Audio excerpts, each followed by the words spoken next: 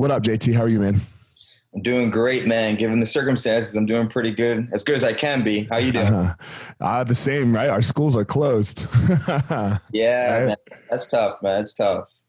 Yeah, it's something that you couldn't imagine, right? Like I've said it a bunch. Like you have your school, right? And you Yep. save money and you do like you try to be responsible for like, okay, maybe I'll see like this little downturn, like the economy starts to go down, but the economy fell off the cliff in one day.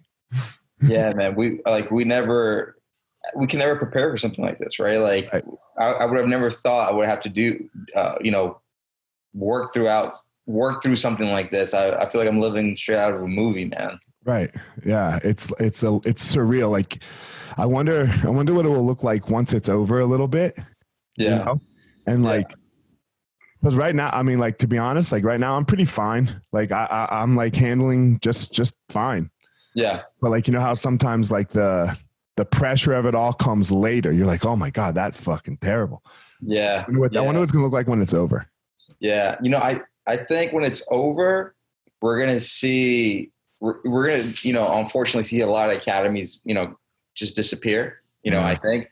But I think the ones that are going to stick around and survive this, they're going to see a huge growth as far as student base. Because I think a lot of people, I mean, are going to be, in my opinion, stir crazy or just tired of being cooped up, and they just want to, be, physical again and do physical activities.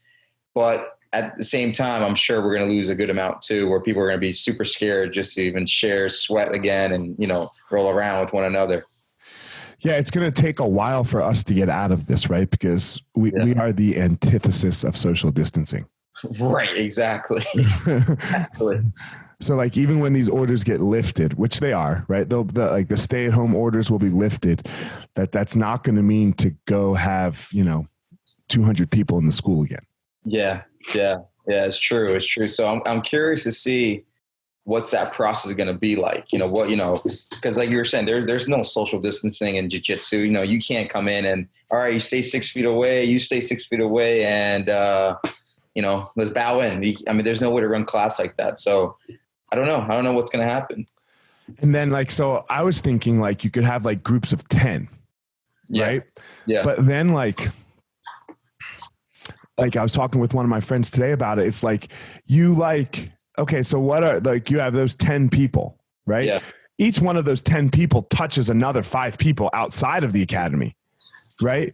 So at that point, do you just say, fuck it and let's just train, or like, what do you? I mean, at a certain point, we're going to have to, right? We're just going to say, we got to train, we got to train, we got to live our lives. I don't know when that time is. I don't know when the right time is. I don't think anybody really knows, but these last few weeks, I've also been thinking about like what's going to happen with like high school and college wrestling, Right. What's going to happen with like Olympic wrestling, Olympic judo, like, these are all combat sports like jiu-jitsu that are very hands-on, really no distance in between the two partners. What's going to happen? What are sporting events going to look like, right? Like, are we going to watch empty stadiums? Like, are we just going to watch from TV? Yeah. I mean, it's going to be crazy. Like I was talking about this with one of my friends the other day. Like, let's say, because I'm a huge NBA fan, I remember actually the day after I closed down my academy, it was the day after the night of, I was watching a game, I was watching NBA, and I remember, I think like halfway through the second quarter of the game, they said, okay, after this game, the NBA season's suspended. And that's when I knew like, shit hit the fan, I'm like, oh wow, this is crazy. But yeah, we were talking about it the other day. Like what's going to happen? Like, for example, if the NBA comes back or the NFL is supposed to start up pretty soon, there's just no crowds. There's empty stadiums, which means there's no money. There's no ticket sales. Does that mean the players are going to start getting paid less, or like, what's going to happen? Right. I mean, are the owners going to be like, yes, let's do this? Right. Because most of their money comes from the stadium, the ticket sales, right? Like 50,000 people at $100 a pop a week. It's a lot of money, man. They're going to be like, hey man, I know we have that 200 million contract for you, but can only pay you 1 million out of that contract right now. Right. And then I was reading an article the other day, like just the vendors in those stadiums, right? The guy walking around with the beer on his shoulder and like, yeah. I mean, it's going to be a very interesting thing. You know, I think the UFC is taking an interesting stance. You know, yeah, they were supposed to do that island thing. Everybody got shut down. Man, they're so right now they're running a card on May 9th in February. I mean, in Florida. Oh, so they are running a card. Yeah, but I can't see how it's going to happen again because some dude just tested positive. Really? Asymptomatic, right? So they're making all the fighters get tested, right? Okay. So some dude tested positive, asymptomatic, so he's fine, but they have to pull him from the card. Wow. Right? Because he can't go. Which I get it, right? Like, but what's going to happen? Like, let's just say, for example, in this scenario, like the main event is Gaethje versus Tony Ferguson. Yeah. But you have to test these guys every day now. Leading up to the event. Yeah, leading up to the event. So let's say everything's fine, everyone's good, and then the Friday of weigh-ins, before everyone goes and steps on the scale, Gaethje and Ferguson both test positive for corona, but they're fine. They're totally good. Right. But now that they can't fight anymore. Like, yeah. And now all the people that came in contact with them can't fight. Can't right? Like, that's true, so man. I don't see. I mean, they might pull one event off, or a couple, but I can't see how this is gonna.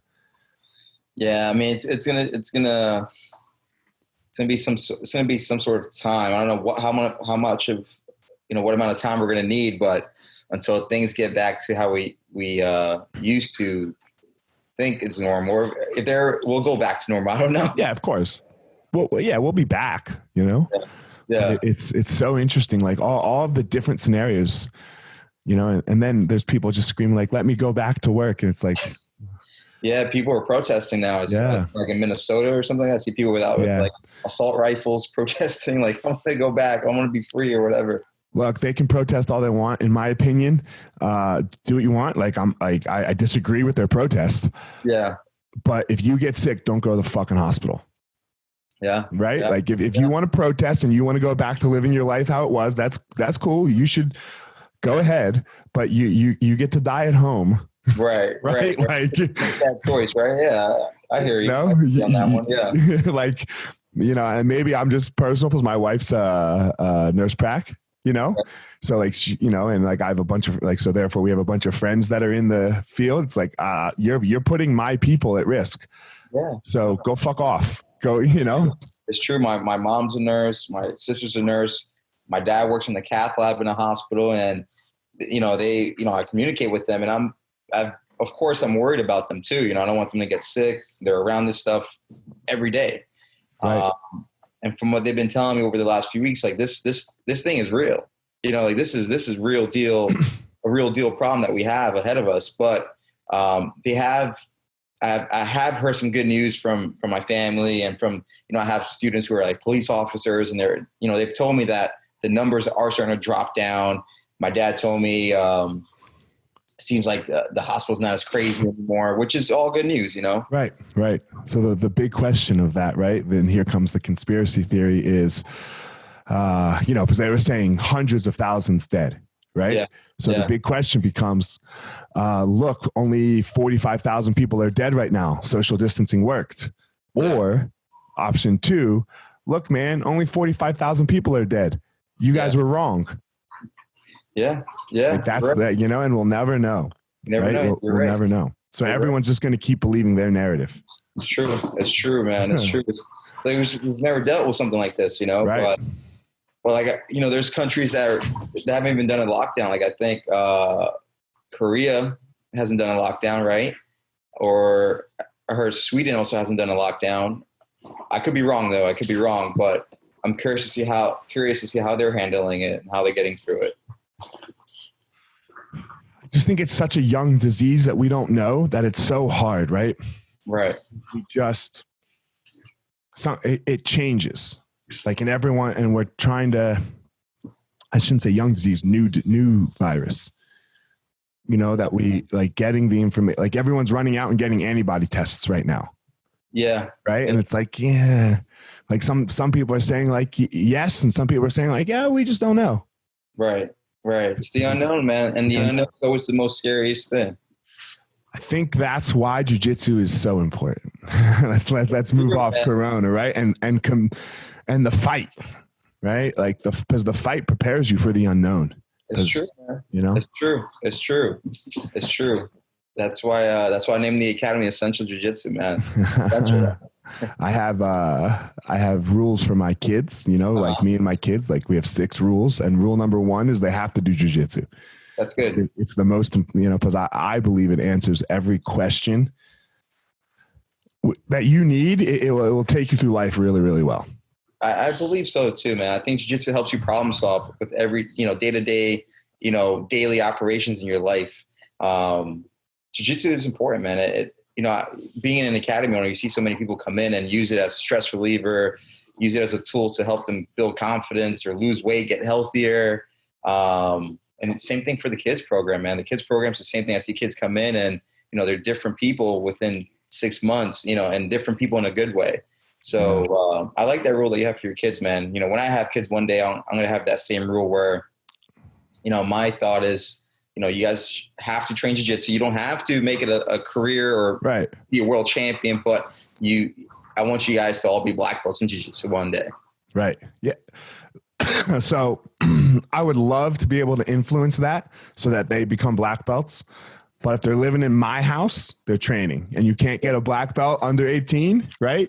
Yeah. So they get to do what they want to do afterwards, right? But if they're in my house, they're training. If I'm the one putting the food on the table. So I like that rule, man. I like it. So yeah, and like you said, right? It's important that they don't have to be champions. You know, they don't even have to compete. No, they have to. They have to try it. They don't have to keep it up. You know. Right. You know, and my one he's competed, he likes it, you know, but like, I think competition is very good for people, you know? Oh, for sure, man. For sure. I always, at my academy, I don't force it upon people, but I always recommend they compete. And the reason why I recommend competing, it's going to give you a goal to work towards, right? So I'm a huge believer in having goals. So if you write down a goal, like, hey, I'm doing this small tournament next weekend, or I'm doing a big tournament, whatever it is, you know, when you have that goal, your day-to-day operations are going to be based off that goal. So if you're competing, you're going to be like, you know what? Let me not eat those 5 donuts right now. Let me eat a little bit healthier. Let me get a little bit more sleep. You know, maybe let's not drink as much this month, you know, as I prepare for this tournament. So it's going to make you make better decisions, I think, and decisions that are going to just benefit you, you know, health-wise and just, you know, health-wise and everything else around, right? It's going to make everything else around you better, I believe. And pressure. I think pressure is good for an individual. Yeah. You learn a lot by yourself. You learn a lot. You know, even, I mean, and we'll get into this in a little bit, but I know I've dropped the ball under pressure. Yeah. You know, I know I've just like gone out there and totally shit the bed before. Right. Like, well, that sucked. 2 million people just watched that and I'm in a hospital. Right. Like, so, and like, it doesn't always have to be that extreme, you know, or like the finals of the ADCC, right? It doesn't have to be that, but a little bit of pressure of, I got to make this happen right now. Yeah. You know, I think that's good for people. I think it's great for people. And at the same time, maybe some will agree and maybe some won't agree with me, but even at the same time, I think failing in those certain events or, you know, there's some sort of benefit to it too, you know, all depending on how you handle it. Right. There's been situations where I dropped the ball too. You know, there's been multiple occasions in my life's career where I've dropped the ball, but those situations, those events made me a better person on and off the mats, right? It made me a better person as far as I used it to fire me up. You know, I used it to help me improve. So I think it all depends on how you use those moments where we kind of drop the ball. Do you use it in good or in a bad way? And if you use it in a good way, in the long run, I think those moments where you kind of drop the ball will help you in the long run, will help you with, you know, a future event where you find yourself in a similar situation and now you're familiar with that situation, you'll rise to the occasion. I was talking to Hinger. I had him on, I don't know, a couple of weeks ago. Yeah. And he was like, Galval really helped him with that. Yeah. Right. Like he's like, because he used to just go for the submission all the time, he said. Yeah. And he's like, look, and which would bring good success. Right. You know, because he was better than people. Right. But then when he got to someone who was evenly matched, it would cost him. So he had to learn from all of those failures. And he said Galvao was a really great helper of that. Where did you learn that, right? Like to take your failures, your droppings of the ball, as we're saying here, right? And move them on. Like, how did you learn that skill? Because everything's a learned skill, right? Like you just, everything, man. And I learned it early on. And I learned it early on because I got involved in martial arts early on. I remember I started martial arts when I was about 11 years old. I started off karate. And then soon after karate, my parents signed me up for a mat club. So I was wrestling since I was 11, 12 years old. And wrestling is what really taught me that. I remember when I was wrestling as a kid, there was a tournament every weekend, man. I was wrestling every weekend.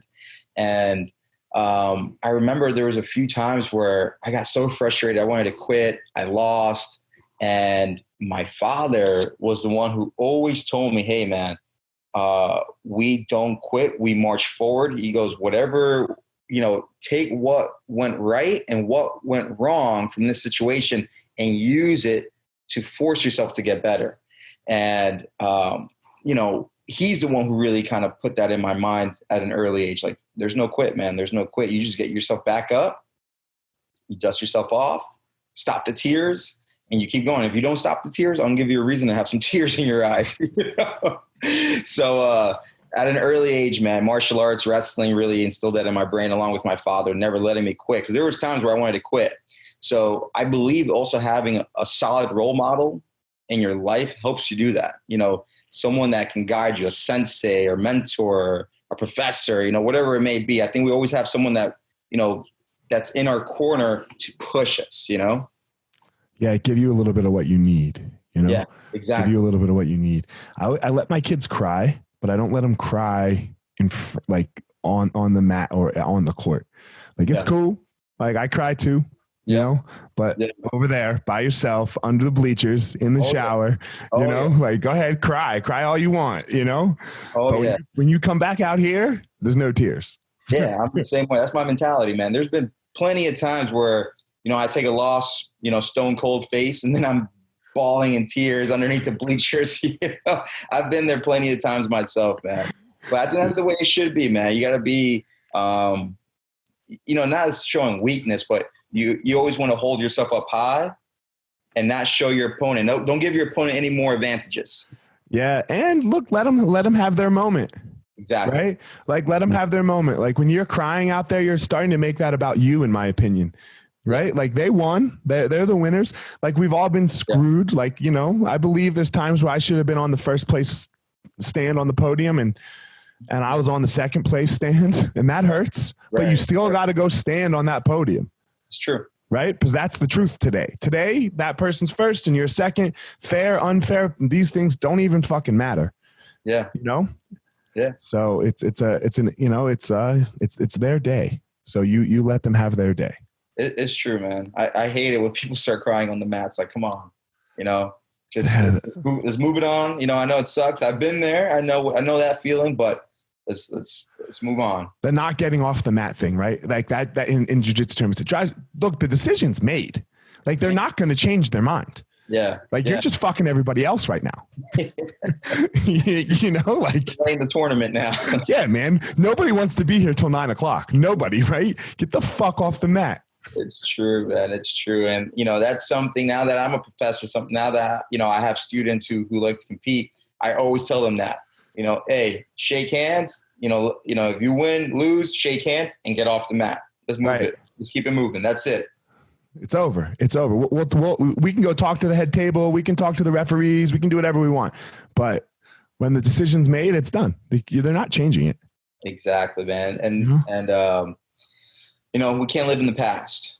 We got to move on right away. Even after a loss or even a victory, you guys are thinking about the next step already. That's how you improve.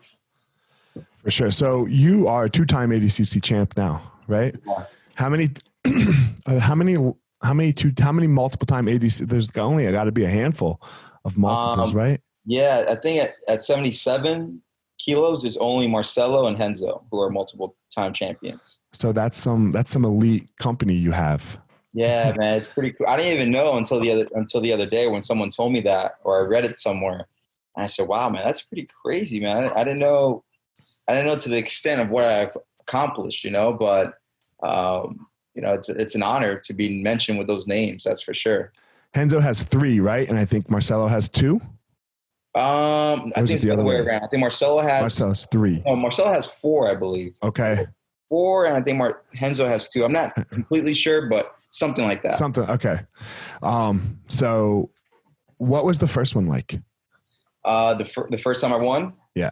So the first time I won, it was pretty crazy. It was such a wild experience, and just the whole story leading up to that tournament was just crazy because just a little backstory real quick. I remember around that time, that was the first tournament in a few years where I did the camp on my own because I had just left California, moved across the country back to New York, and I was working on opening my own academy. And I remember when I got the invite for that ADCC tournament, I didn't even have my academy open yet. It was still in the process of getting permits and that whole city. Yeah, that whole terrible experience, But I remember telling myself, man, do I even have a legitimate chance of training correctly for this tournament? I don't know. How had you done previously? Like for the training camps? No, like had you done ADCC before your first win? Yes. So my first ADCC went all the way back to 2011. Okay. So I fought 2011. I won my first match. I fought Clark Gracie first round, and then I lost to Leo Vera second round. That was 2011. 2013, I submitted my first round. I beat Lepre in the second round. And third round, I got arm locked by Kron. Then 2015, I got invited again because 2013, I took the bronze, right? Okay. I was actually supposed to fight Leo Vera, but then he got injured. So I got third place. So, and 15 was in China, right? 2013 was in China. 2015 was in Brazil. Brazil. Okay. Brazil. 2015, I get invited again. I had a good performance in 2013. So 2015, training for it, doing the whole training camp for it, and I tore my meniscus. Like my whole knee was just not working out well for me. I remember my leg was locking out. I could barely walk. It was just a pain, man. I had that shit for a year. It sucks, right? It's terrible. Like whenever I would try to use a butterfly hook, whenever my heel got close to my thigh or my butt, my leg would just freaking lock. Man, I couldn't And do then anything. you're stuck, right? Yeah. You're stuck. So I remember talking to asking myself, how can I even do anything? I can't even use the fucked up part is you're kind of fine other than that, right? Like you're training, it's good. And then all of a sudden this little, and then you're like, oh shit. Yeah, exactly. So I said, what am I doing? So I went and saw a doctor, and he told me, he goes, hey man, you need to fix your knee. Obviously he goes, if you go compete, you have potential to do more damage to the knee. He goes, you may already have some ACL damage to your knee. I'm not sure until I go in there, but I'm just giving you the heads up right now. He goes, it would be stupid if you went and competed, right? So I made the really tough decision of pulling out of ADCC 2015, and I had to get knee surgery. So I did the knee surgery. It was out for like 2-3 months. So no ACL. No ACL, thank God. So when we went in there, he says, hey, do you give me permission to fix your ACL if it is damaged? I said, yeah, go for it. So I remember laying in the about to get the surgery. I'm like, it could either be, quick, not too long of a recovery, or a whole, almost year of recovery. Change my life kind of thing. Yeah, exactly. So, super happy it wasn't any ACL damage, but it took me like 2-3 months to get back to training. And then 2017 came around. 2016, I moved back to New York, opening the academy, got the invite, didn't even have the academy open yet, but accepted the invite anyways.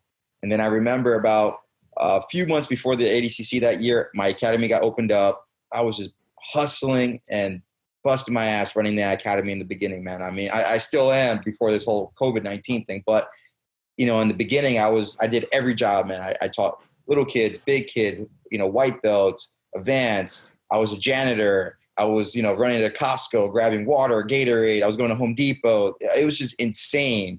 And then on top of that, I was also training for ADCC with like 2, 3, 4 purple belts at the time, but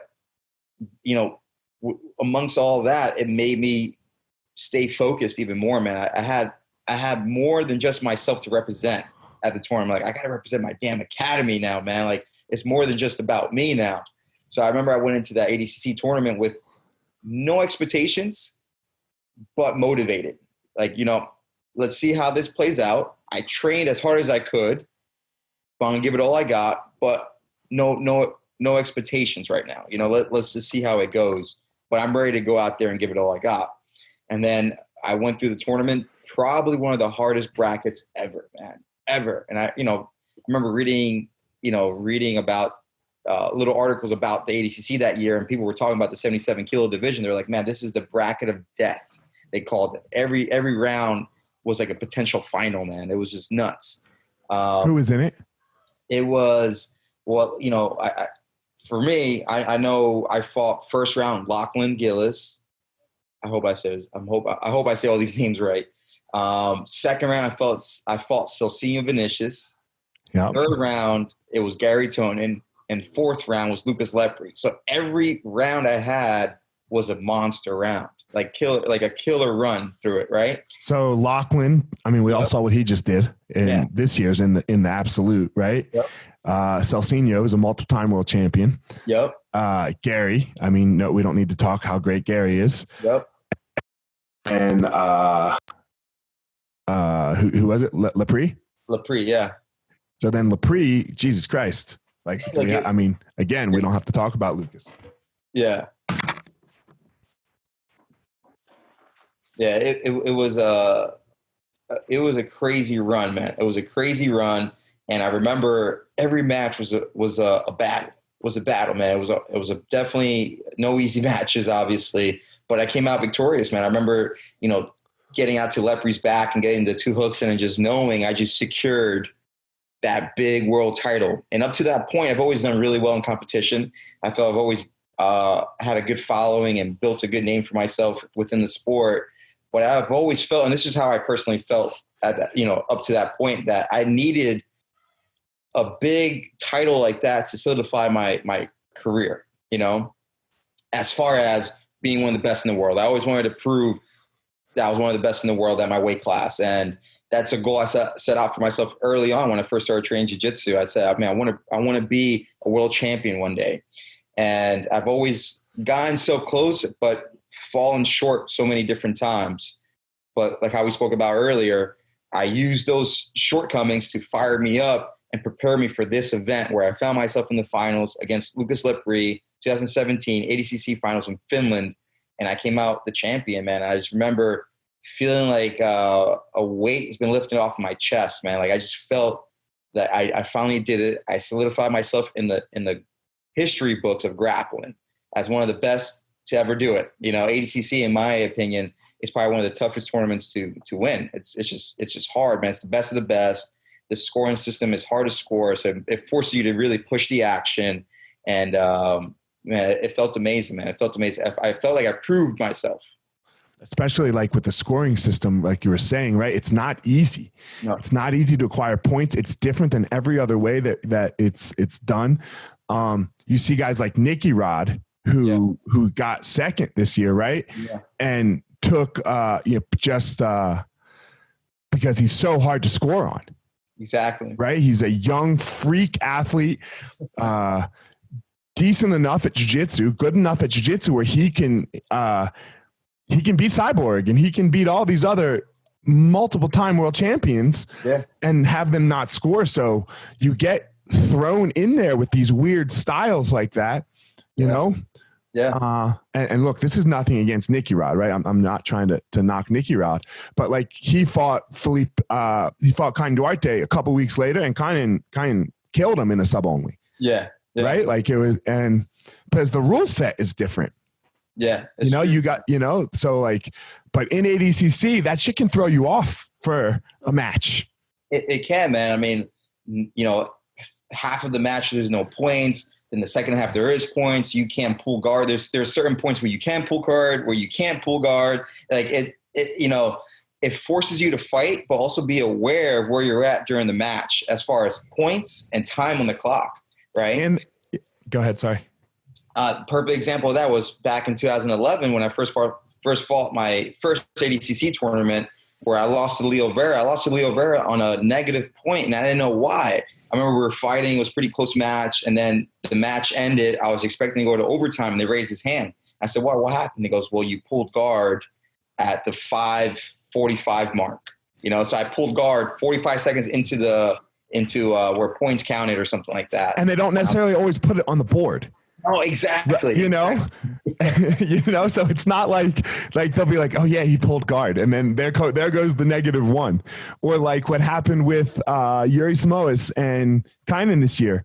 Like, dude, like that was craziness. I mean, and I know Kynan is your teammate, and I'm not saying that he would have lost that match. Right. But he took Yuri's back under the table, off the mat, right? Like, you're like, and they gave him the points, and you were like, you can't. Like Yuri couldn't move because he was stuck on the table, and and it was like, you can't, like, so how could you can't, like they do some crazy shit in ADCC. Yeah.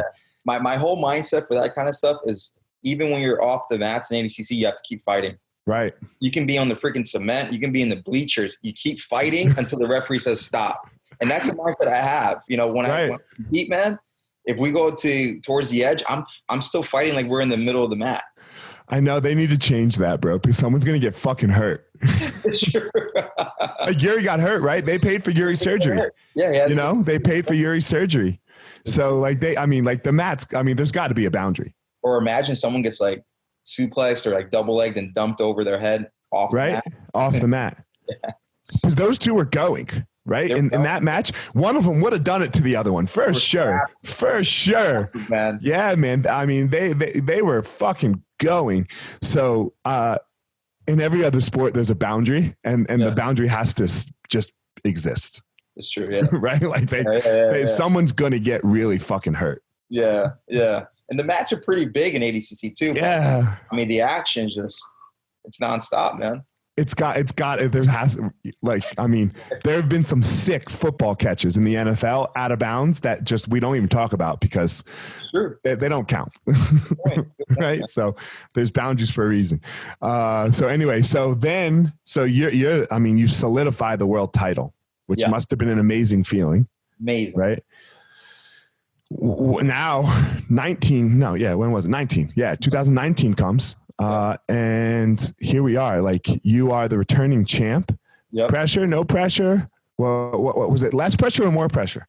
There was definitely pressure, but I would say it's probably I probably felt the same pressure I always feel for any big tournament coming up, to be honest with you. I didn't feel any extra pressure as a returning champ. There's just that pressure that there always is leading up to a big tournament.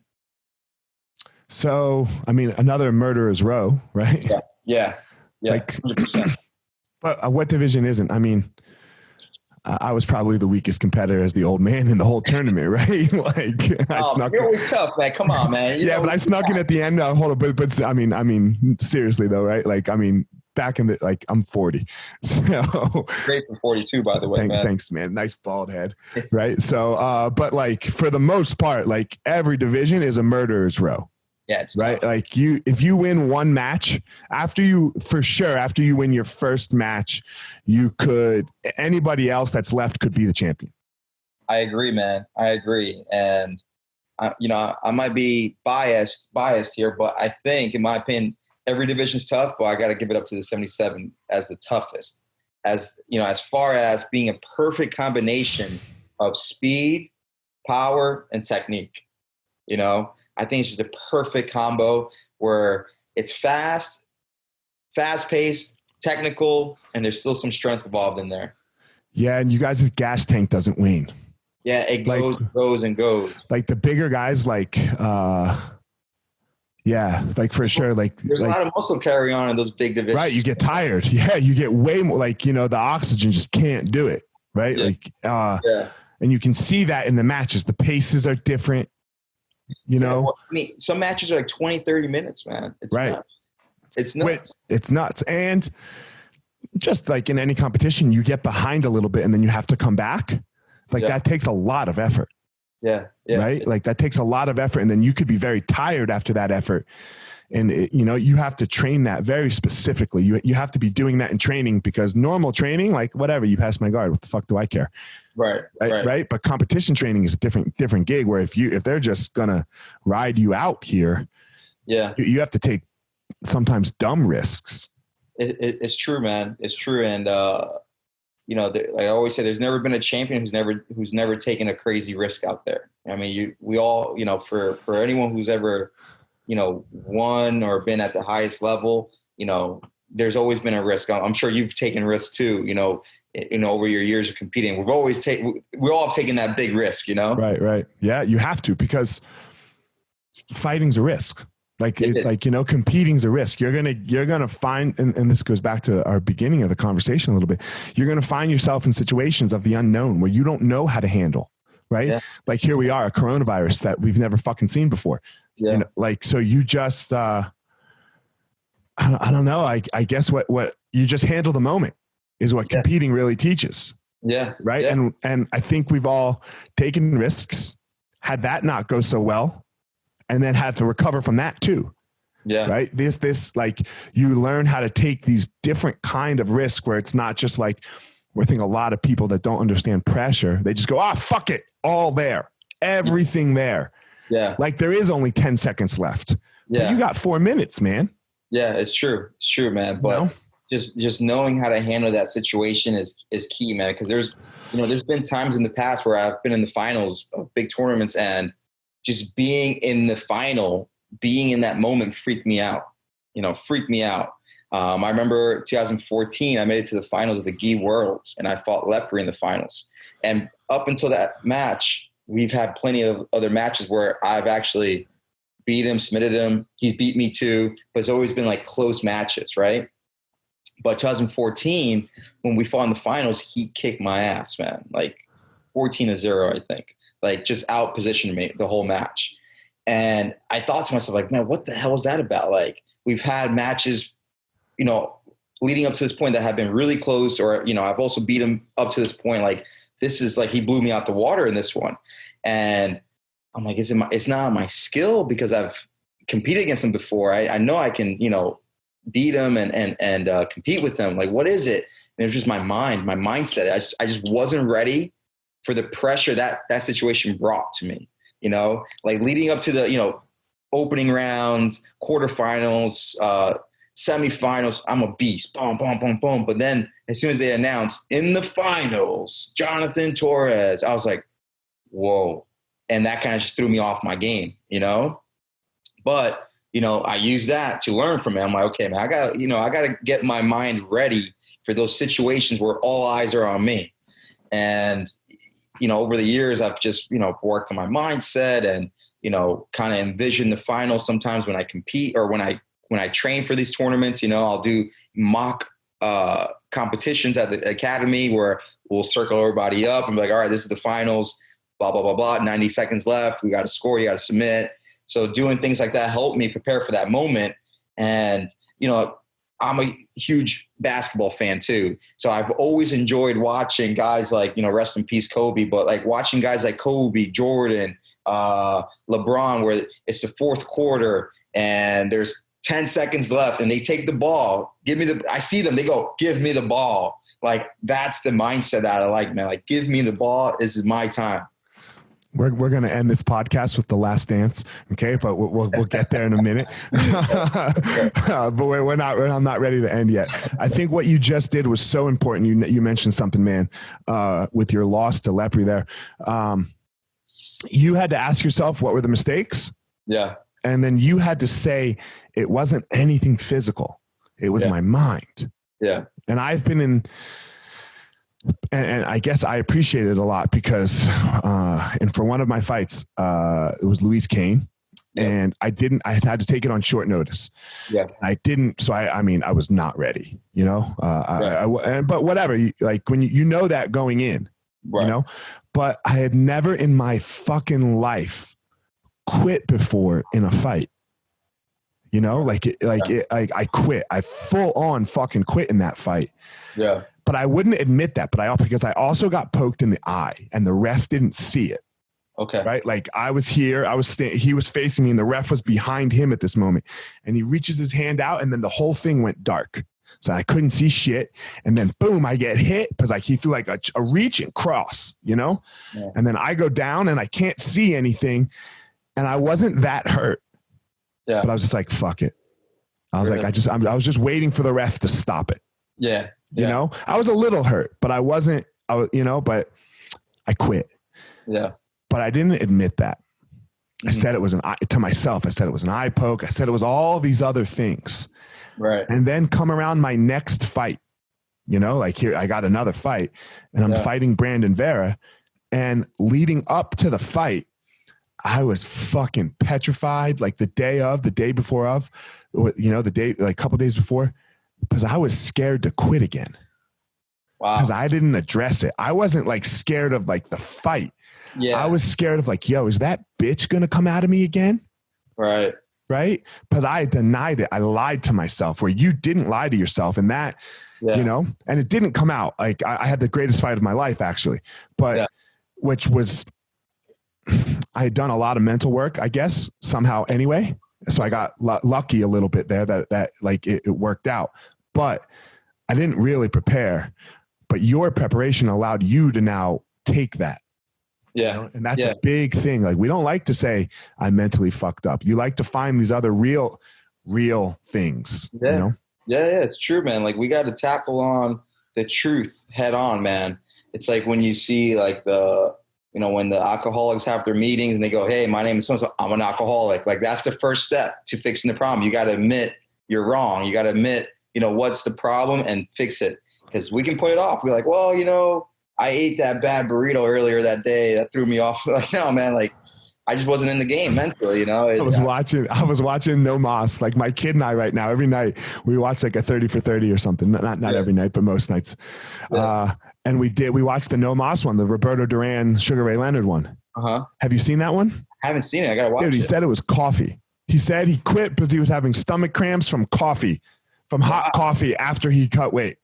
Wow. And he still holds that to this day. That, and it's like, dude, you don't quit. You're in a fucking fight. You don't quit because you're having some gas. Yeah, man. I mean, that's what I think the true elite do, man. They admit, head on, like, hey, man, this is the problem. I got to fix it. Yeah, I got to fix it. And I mean, I think that was an amazing thing that you showed right there.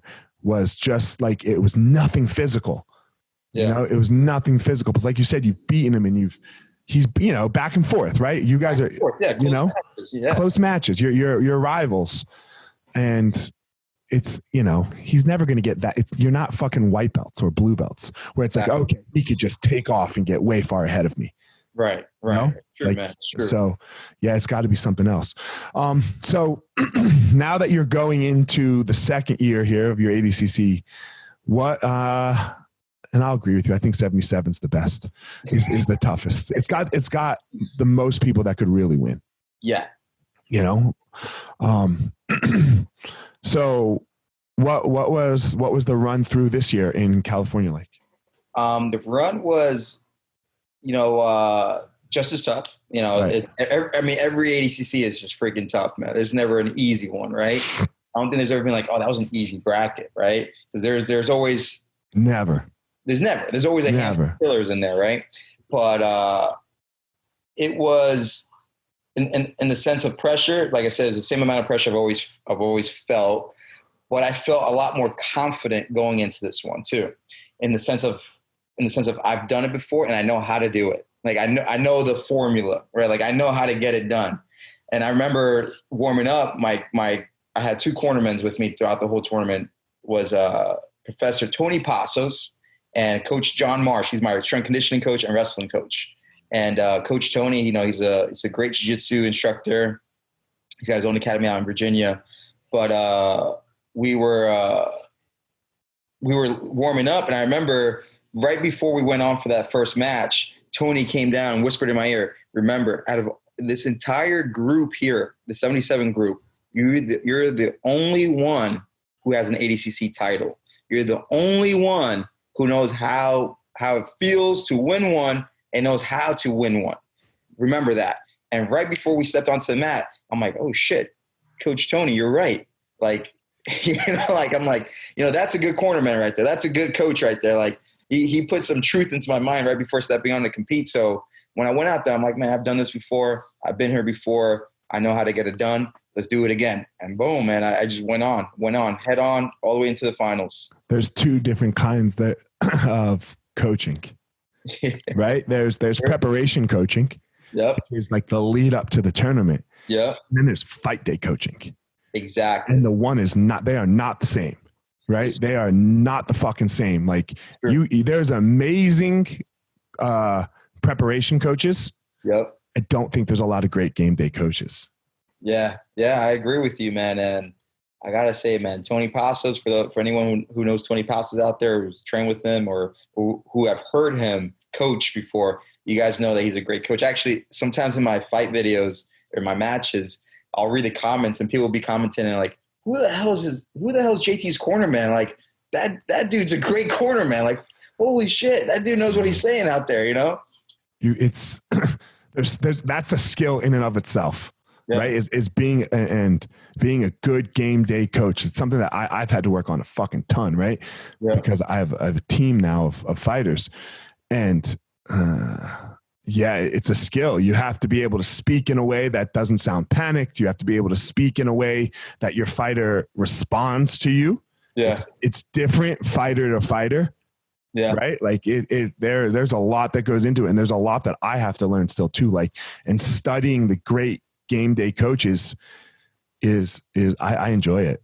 Yeah, it's really true. Enjoy it. It's a huge skill, man, because like you just said, you can't talk to every athlete the same way, because there's some different triggers and different things that work well and don't work well for, different people. Right. So that's something I've been learning as well. Now that I'm, running my own academy the last few years, and, me being a competitor, I've attracted a lot of younger competitors too. Of course. Who want to compete, and they come to me like, "Hey, JT, I want to be a champion like you." I'm like, "All right." So I'm learning as we go on, but it's hard, man. It's not easy. It's not easy being a coach and knowing how to coach and how to push your athletes in the right direction. But, we're learning, I'm learning, and we're starting to get some good results. But you're absolutely right, man. You can't talk to one guy and talk to, the same way to another guy, because it may not work for that person. They're just like, people are people. Yeah. Right. People are people. Like I see it with my fighters, man. Like, dudes, like, look at somebody like Cowboy Cerrone, and like, he's not my fighter, but like, dude, he has to go fuck off during fight camp. Yeah. Right. Like, where other guys are like, no, like, dude, Cowboy, like, when he rehydrates, it's Mountain Dew and pizza, and like, but like, if because he and I came up together, we were fighting. So if you tried to make him stay very regimented, he couldn't handle. He would lose his fucking mind and then have to disappear. Wow. So he figured out about himself that he just can't be regimented. Wow, that's interesting. Yeah, he trains hard. He trains fucking hard. But like, what's that? He's a savage. He's a beast. Yeah, he's a beast. But if he doesn't want to train at 2, and that's when training was scheduled, he just doesn't train, and he'll train at 5. Wow, that's interesting, man. Yeah, it's interesting. It's hard. It sucked. Like, I feel bad for his coaches sometimes, right? Because that's why he does it. That's why he has everybody move to the ranch and live on the ranch with him, and they just do their thing, because that's cool. But other people can't do it that way. Yeah. Like, could you do it that way? No, man. I got to be on a regimen, man. I'm like, every day, 11 o'clock, I'm doing this. Every day at 2 o'clock, I'm doing that. I'm on a schedule. And that's the way most fighters do it. Yeah. Yeah. But you have to know your athlete, right? You have to know your athlete. It's such an important thing. And like you said, you're learning that. Like, how has that been for you, this transition? Because it's definitely different, right? It's definitely different, but it's something that I enjoy, man. I remember when I first started doing jiu-jitsu, and I loved it right from the beginning. I told myself 3 things. I gave myself 3 goals. I wanted to become a black belt.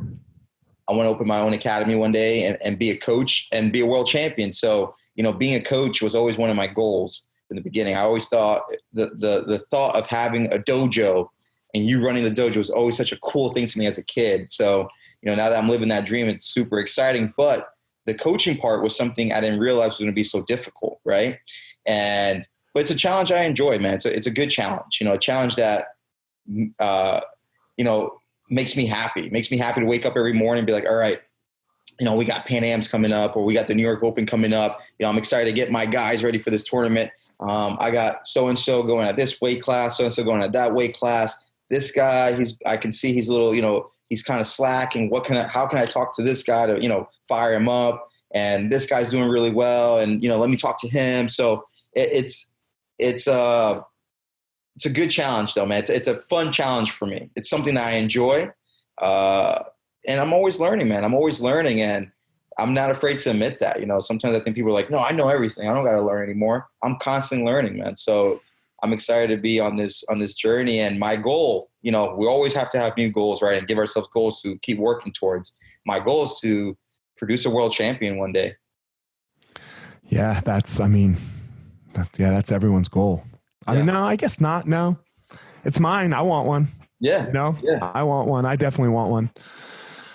But it's so far out of our control sometimes too, right? Like, because you're dealing with another human being. It's not you, right? It's true. If that human being completely wants to go AWOL, you can't really stop them from doing it, right? Right. Yeah. You can put all this time in, right? And then something in their life might shift. Yeah. So it's so interesting. But yeah, the training a world champion is such a, yeah, I guess for me as well, like I really, really love it. I love the competition. Yeah. So what is it that drives you to want to train a world champion? That's a good question, man. What drives me? It brings me joy, a lot of joy to see, when I see someone, even in class, for example, quick little example, let's say I teach the kids class and I teach an arm bar that day, and I see one of those kids hit that arm bar in training that day. It makes me so happy, man, just to know that I helped them further their growth, further their knowledge. So I think it's the same thing with competing. Like when I see someone out there achieve something they've been working hard towards, and I see how happy they are, it makes me even happier, man. I guess what drives me to, be a coach and things like that, it's just, I want to help people succeed, and some people say that, and some people are full of shit when they say it, like, I want to see you succeed. Like, okay.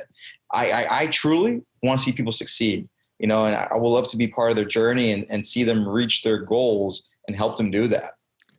Yeah, I agree with you. I think we're going to see some things right now during Corona, like to wrap it all up, like, with the types of schools that are and aren't going to make it. Yeah. Like, are you doing this for money? Like for us with our schools, we don't do contracts. Okay. We don't do contracts because, like, you sign a piece of paper that says you're going to pay, right? But you have to sign that piece of paper for us to be able to charge your credit card. Yeah. But like, if you want out, it's just a 30-day notice.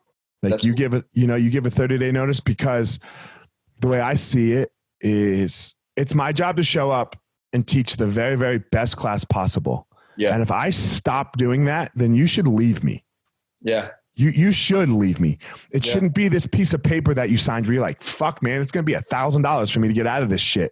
Right. And I don't want that person in my school. Like, that's a cancer, right? I want everyone that's in the school to be like, yo, this is good for me. This is where I want to be. I would rather be nowhere else. That's solid, man. I like that, man. I like that. It holds me accountable. Yeah. Because that's who's accountable. Yeah. And for us, our retention has gone way up. Amazing, man. Since we switched because we used to do contracts, every martial arts school thing that you read says you have to do a contract. Yeah. Yeah. So we have a term, right, where I guess it's hard to say it's a contract, but it's just if you signed up for 10 years and you paid month to month, you could always get out within 30 days. I got you. Yeah. It holds me accountable to see it as it is my privilege that any student would show up. Yeah. Yeah. I like that, man. I like that. Keeps you on your game too, right? Yeah. I have to study JT Torres' matches for my 77-pound kilo guys, right? I have to, I have this girl, I have to study fucking 115-pound girl jiu-jitsu, which is the farthest thing that like that little squat position they do, bro. Like they the girl squat, like where they they're in spider guard. They grab the legs and then they squat down like Chinese going to the bathroom, like Asians going to the bathroom. Dude, I can't fucking do that. Like you push me and I fall, but I got to learn how to do this goddamn position. Yeah, it's true, man. It's hard, man. I mean, it's so different between the male and the female. There's certain things that we can't do that they do, and vice versa, you know. But makes it interesting, I guess. It makes me learn. It makes me stay on top of my game. It's true. You know, so I really enjoy that aspect of being a teacher, and really trying to help. And even the ones that have nothing to want to do with competing, right? Like, there's something special about that email that you get. Yeah. Right. And I'm sure you've gotten it. That email that you get where it's like, yo, man, I don't think you understand how much you changed my life. Yeah. Oh yeah, man. It brings so much joy to me when I get those messages, those texts, those calls, those emails. It means a lot to me, man. And it goes back to that point where it makes me so happy helping people achieve their goals, or, you know, just helping them better themselves. It brings me a lot of joy to do that. And like you said, even outside of competition, man, some people just want to, you know, build some confidence or earn a black belt one day, or, you know, lose 10 pounds, 20 pounds, whatever it may be. And when they give me that message, like, hey man, you've done so much for me. I really appreciate you. That means a lot to me, man. It really does. And it keeps me going. Probably, I bet you in the long run, and it will be as much as your world titles. Yeah. You know, it will be as much as your world titles, because, you know, at some point everyone will be forgotten, you know, but there's that saying, right? You'll be forgotten when the last person whose life you changed stops talking about you. Yeah, that's true. Right? So, that's true, man. All right. We got two more things to talk about, JT. First of all, coffee. Let's do it. I don't even remember how it started, but I remember at some point we started talking about coffee. Do you remember it? I don't remember it. Because I was coaching at Nogi Worlds, and I remember being there all day. I'm like, man, I really need to get a coffee, but I don't want to run off because I have someone coming up real soon. And I remember right by like the referee table, like the main referee table, I guess, there was like a coffee station. I remember asking one of the workers behind the barricade, I'm like, hey, you know, can I grab a cup of coffee? And they're like, sure. And they gave me a cup of coffee. And I think that's when you came up and you're like, hey, what kind of coffee are you drinking? Or, you know? Yeah. My wife gets mad at me because, so I'm not religious, but I'm a fucking evangelical. I'm an evangelical for whatever I'm doing. Okay. Okay. Like if I'm doing it, like I will tell, like, I don't know how the Peloton didn't come up, right? Because I fucking love the Peloton bike. Like like, you know, my big ass fucking on that goddamn bike. But I tell everybody about it, you know? So I changed Matt Brown's life, and my wife like yelled at me for this because we were coaching on The Ultimate Fighter. Okay. And he used to like love Starbucks. And I'm like, dude, like, I'm not going to Starbucks anymore, bro. That is fucking shit coffee. And he's like, look, man, it doesn't make a difference. And then I took him to a good coffee spot in Vegas. And he was like, all right, that's pretty good, you know? Yeah. And then like when we moved back to Denver, he calls me and he's like, yo, man, fuck you. And I'm like, what's the matter, man? And I could tell he was joking. And he's like, man, there's no good coffee spot around my house. The only spot is a Starbucks, and I won't go there anymore. I drive 30 minutes every day to get a fucking cup of coffee, all because of your dumbass. You know, so he was mad at me, but now he's got his own coffee company. Really? That's cool. Look, Immortal Coffee. Boom. That's cool, man. Yeah, man. So you know, so it works out every once in a while. That's awesome, man. That's awesome. Changing people's lives for the better, I guess. For the better, right? I mean, I think 90% of the people get pissed off at me like, dude, just let me drink my fucking Starbucks. But all right, did you watch The Last Dance? I haven't yet, man. Whoa, bro. I haven't yet. I'm going to binge watch it this week. Oh, okay. Well, only 2 episodes came out. Only 2 episodes, all right? Yeah. Dude, amazing. We'll talk. I'll text you. When this is when you text me when you watch it, because there's some shit in there. It was really well done. You know, how old are you? I'm 30. You're 30. All right. So you're 10 years younger than me. It brought me like back to my childhood a little bit, right? Which I'm sure for you it will too, you know, different parts of it. But like, man, like just hearing like about Michael and Scotty and some of the stuff, you know, was really, It was cool, man. Like it was really cool. It was, Did it fire you up? it was cool to watch it with my kid because my kid is all about sports. That's cool. You know, he's all fucking about it. Like like fighting, basketball, football, hates baseball, but you know, like all of it. Yeah. So like he and I have that bond together, which is cool. My one's a little too young. He's only 6. So, but did it fire me up? I can't wait for Sunday again. Okay. That's when the next episode drops. The next 2, they're doing 5 weeks. Wow. You know, every 5 weeks they're dropping 2 episodes.